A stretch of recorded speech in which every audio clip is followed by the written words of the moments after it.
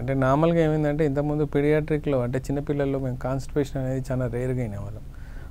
పిల్లలు నార్మల్‌గానే మోషన్స్ ఫ్రీగా వెళ్ళిపోవటం గాని అవి జరిగేవి.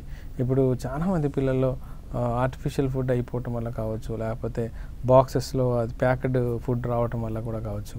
సెర్లాక్ లాంటివి ఎప్పుడైతే రెడీమేడ్ వాటి మీద ఎక్కువ డిపెండెన్సీ వస్తున్నప్పుడు ఆటోమేటిక్‌గా పిల్లల్లో కాన్‌స్టిపేషన్స్ అనేవి మొదలవుతున్నాయి. కొంతమందికి బై బర్త్ కూడా అంటే వాళ్ళు పుట్టినప్పటి నుంచే మోషన్స్ ప్రాబ్లమ్ ఇబ్బంది పడటం లాంటివి కూడా మేము గమనిస్తూ ఉన్నాం. దానికి తోడు ఒకవేళ మోషన్స్ ఫ్రీగా ఉన్నా సరే చిన్నప్పటి నుంచే ఒక 5, 6 ఇయర్స్ కల్లా చిప్స్ అలవాట్లు అవ్వటం, ఆయిల్ ఫుడ్ ఎక్కువ తీసుకోవటం, బర్గర్స్ తీసుకోవటం, పిజ్జాలు తీసుకోవటం, టైంకి ఫుడ్ తీసుకోలేకపోవటం, ఒకవేళ తీసుకున్నా సరే నాన్ వెజ్ కంటెంట్ కానీ లేకపోతే వాళ్ళకి అరుగుదల అవ్వని కంటెంట్ కానీ ఎక్కువ తీసుకోవటం, వీటితో పాటు ప్రాపర్ రేషియోలో వాటర్ తీసుకోలేకపోవడం వల్ల కూడా మలం అనేది చాలా గట్టిగా తయారవటం, అది మోషన్స్లో ఇబ్బంది రావటం, దాంతో కూడా ఇబ్బంది పడే అవకాశాలు ఉన్నాయి. మేము చూసిన లెస్సర్ అంటే పైల్స్ డెవలప్ అయిన కేసులో 10-12 సంవత్సరాల పిల్లల్లో కూడా మేము పైల్స్ డెవలప్ అవ్వడం చూసాం. సో అది నిజంగా పెయిన్ఫుల్ కండిషను. పిల్లలకు కూడా మోషన్ వెళ్ళాలంటే భయపడే పరిస్థితి వస్తూ ఉంటుంది. ఆ లక్షణాలలో కూడా చాలా మట్టుకి ఆ ఇబ్బందులు అనేవి తెలుస్తూ ఉంటాయి.